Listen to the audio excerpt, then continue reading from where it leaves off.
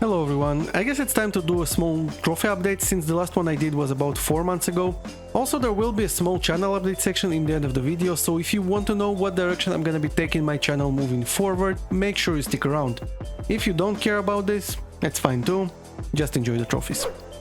I really enjoyed Wolfenstein New Order. My original plan was to finish it and move on to New Colossus, but I chickened out. I might do that in the future, but for now it's on hold. I just don't think I have the time to pull this off at the moment. As for this game, it's a decent first-person shooter, it's not too hard. The guide says it's 6 out of 10, but I would actually disagree and give it a 4 out of 10 instead, because there is an exploit for the highest difficulty, so it's really not that hard. Basically, finishing the last chapter on Uber is enough to unlock all difficulty-related trophies, and it took me only 40 minutes to do that.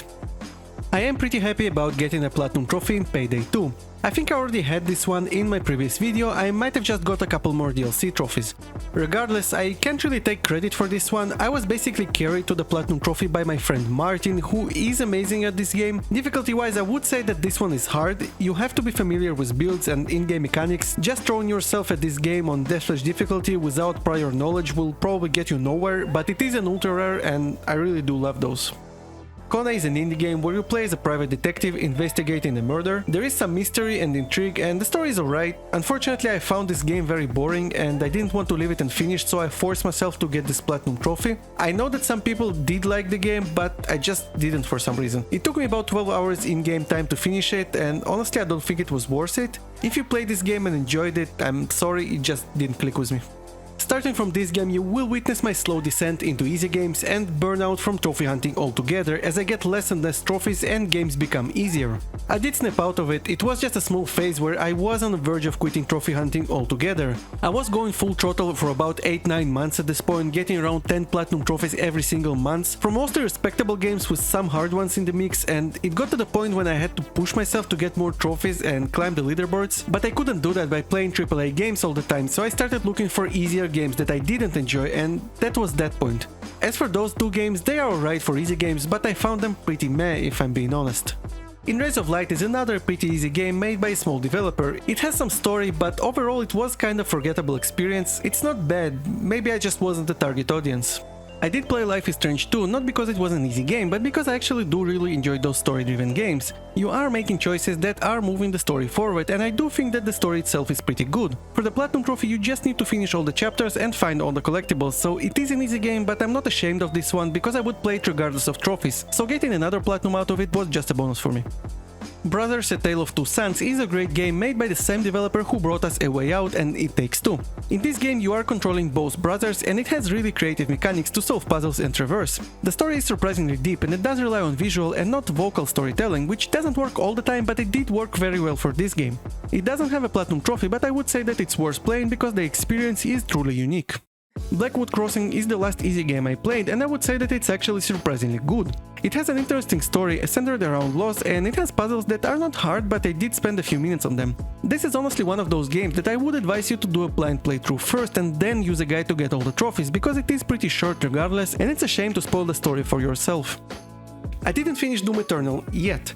I boosted and finished the multiplayer portion of this game and it just didn't click with me when I started playing the single player part. I will definitely be going back and finishing it, but you will see a couple of unfinished games moving forward, because this was the point when I finally started playing games for fun again and stopped forcing myself to finish games I didn't enjoy. I have to say, I have no regrets. A game that I did actually finish is Mafia Definitive Edition. As someone who finished the original 2002 Mafia multiple times as a kid, I had to play this game. I did enjoy it quite a bit. I think Hangar 13 did a fantastic job with this beautiful remake. It's not perfect, but it's close enough for me. Difficulty wise it's not that hard, except for that infamous race that took me a lot of attempts, but after beating it was a smooth sail moving forward. I did hate every second of getting collectibles in this game though. Developers should take a note from A Plague Tale Innocence and Spider-Man Miles Morales on how to implement collectibles properly. I got Far Cry 3 and Far Cry 4 when we had PS3 PlayStation Store closure scare. I did the online portion of them and I will be definitely going back and getting both of those Platinum trophies at some point. I already have a Platinum trophy in Far Cry 3 PS4, so I know what to expect. Those games are pretty fun and not too hard, especially Far Cry 3 that has one of my favorite villains of all time. I have about 120 hours in Dirt Rally and I just played for fun. It's my mostly go-to game when I want to relax or play with my friends. I have a VR and a steering wheel kit and it's super enjoyable experience. I will not be going for a Platinum trophy in this game, I prefer to just enjoy it and leave it at that. I am really proud of getting the Platinum Trophy in Resident Evil Village, as I do think it has the perfect amount of challenge and fun. It did take me around 50 hours and my controller almost paid with its life, but it was so worth it. It is 7 out of 10 difficulty, and the hardest part by far is the Mercenaries mode, but with the power of not giving up, it's definitely doable. I started Ratchet & Clank 2016 in the end of 2020, but it didn't really click with me for some reason, so I left it for over half a year. I decided to go back and play it prior to the launch of Rift Apart and discovered that I have been missing out. I had a ton of fun with those two games. Platinum trophy wise, both of them are easy, with Rift Apart being the easier one, but I would definitely recommend playing those games regardless.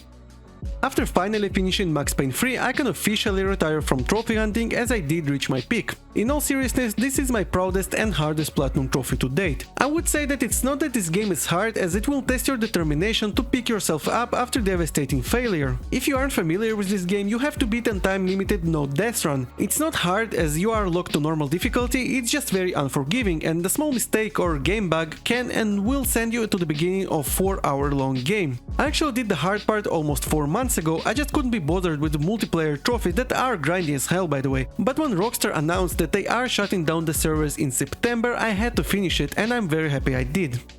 PS5 version of Plague Tale Innocence is currently free on PS Plus, and if you have a PS Plus subscription, you should definitely grab it. I already had a Platinum Trophy in PS4 version of this game, and despite having an option to auto-pop a Platinum Trophy, I decided to just play it again. It's not very long, it's around 12 to 15 hours, and you'll probably enjoy it if you like stealth gameplay.